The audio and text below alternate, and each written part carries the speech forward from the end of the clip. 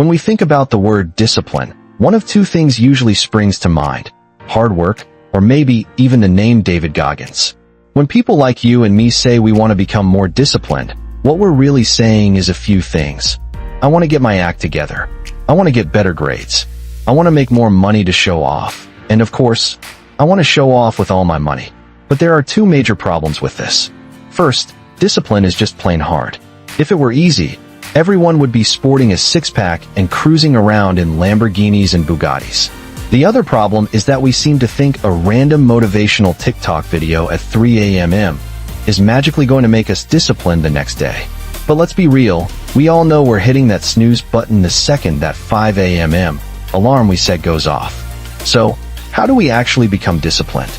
Before we can figure out how to be disciplined, we first need to understand why it's so difficult in the first place, and why we choose to play video games or doom scroll instead of getting our lives together. First, we need to ask ourselves one crucial question: why do you even want to be disciplined? Well, it's probably because you have a goal you want to achieve, but forcing yourself to do the work required is a real struggle. But why is that?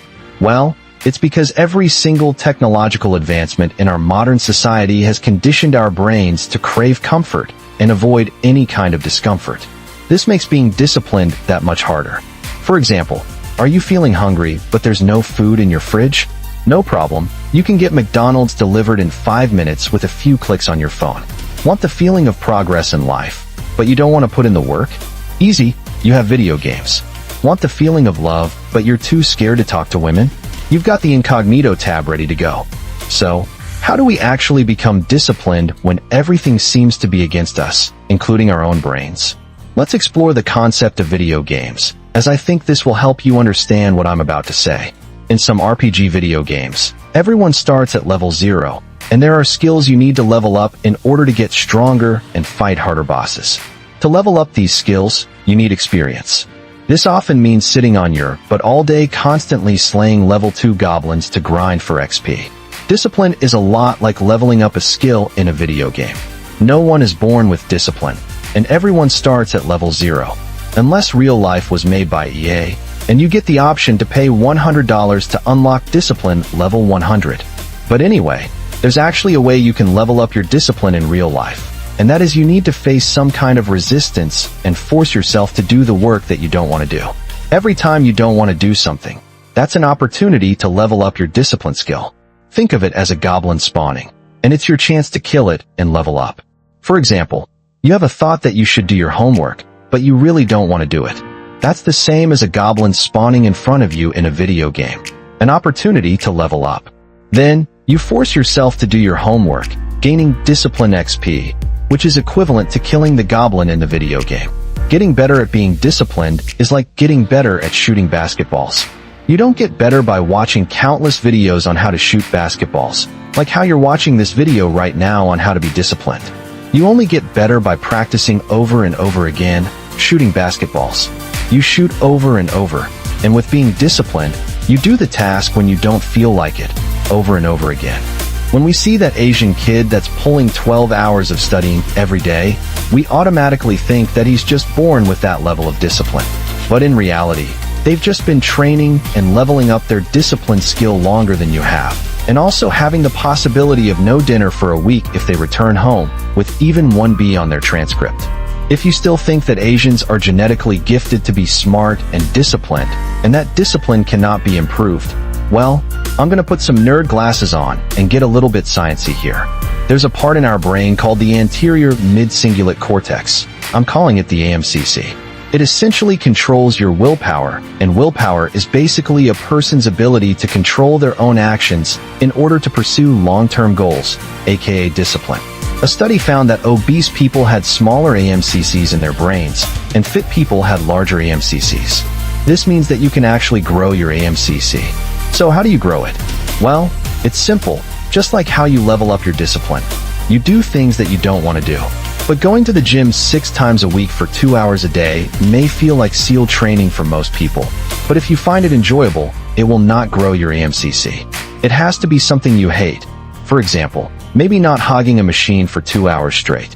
So, it's important to note that in order to grow your discipline, it has to be things that you personally don't want to do. Now, You may feel inclined to study for 8 hours straight and run 20 miles every day at 5 a.m. But that's just setting yourself up for failure. First, look around your room. Did you even make your bed this morning? Do you have clothes laying all over the floor? Do you have moldy pizzas on your plate? Does your room look like a polluted river?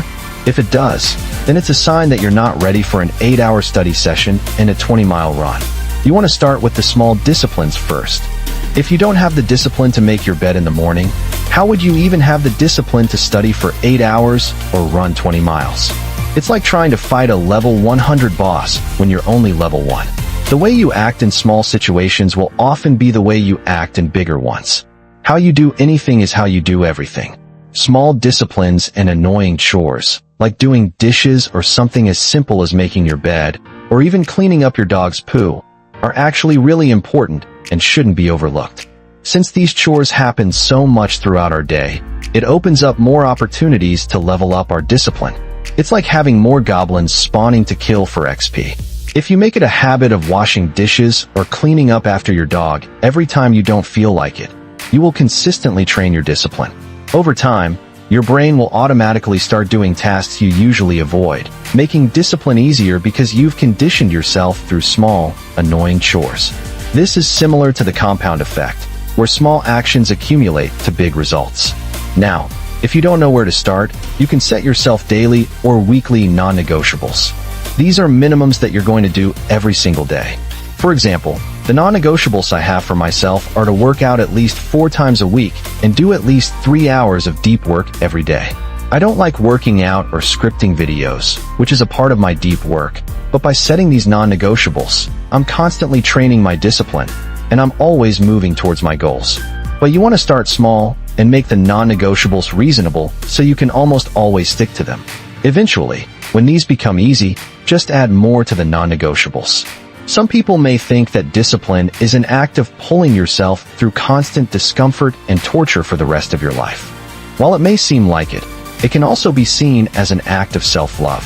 If you love yourself and really truly respect yourself, you wouldn't do things that are harmful to yourself, like eating that bag of chips that's made with ingredients from the periodic table, or grabbing lotion and going incognito to fry your dopamine receptors with adult content. If you really loved yourself, you would instead do things that your future self can be proud of. You will never regret doing the hard task, but we always regret not doing it. Think about it. When have you ever said, "Damn, I wish I didn't do my homework. I wish I procrastinated instead"? Really think about it. Your future self having to be fat 24 hours a day is harder than exercising for just 1 hour today. Being broke is harder than working on your side hustle for only 2 hours today. Being kicked out of your home because you got a B on the test is harder than just studying for an extra 2 hours today.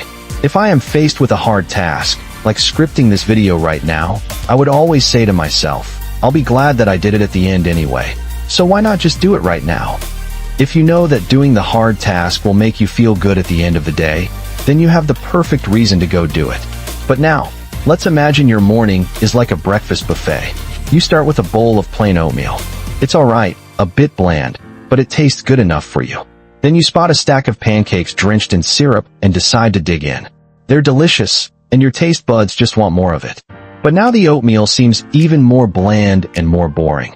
And suddenly you can't imagine going back to the oatmeal, because pancakes just taste better.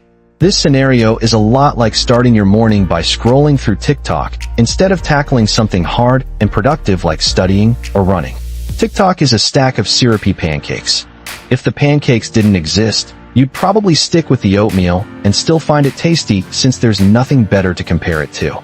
But once you've tasted the pancakes, the oatmeal just doesn't cut it anymore. So, it's important that we do hard things first thing in the morning when we wake up. If you scroll on TikTok before you study, you won't want to study anymore, because TikTok is already more fun and stimulating compared to studying. That's why some people wake up so early to go for a run, because running and waking up early is hard and it sucks, but they know that they're setting themselves up to do more hard work for the rest of the day. It's like building up your tolerance for hard tasks.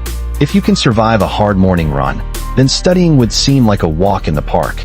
But if somehow you still struggle with discipline, I want you to go grab a piece of paper right now. Write down everything the disciplined version of you would do. What do they eat? What do they look like? How do they act? Write everything you can think of and strive to be that person every day. As cringe as it may sound, you could even try imagining yourself as your favorite badass anime warrior, but just don't make it weird around people. Make discipline a part of your identity because people act in line with the person they think they are. For example, Michael Jordan always thinks that he's a winner, so every time he loses, he will double down on his efforts and win again. People think that there's some kind of life hack that will make you more disciplined. You could try all of these techniques, but at the end of the day, it just comes down to doing the things whenever you don't feel like doing them.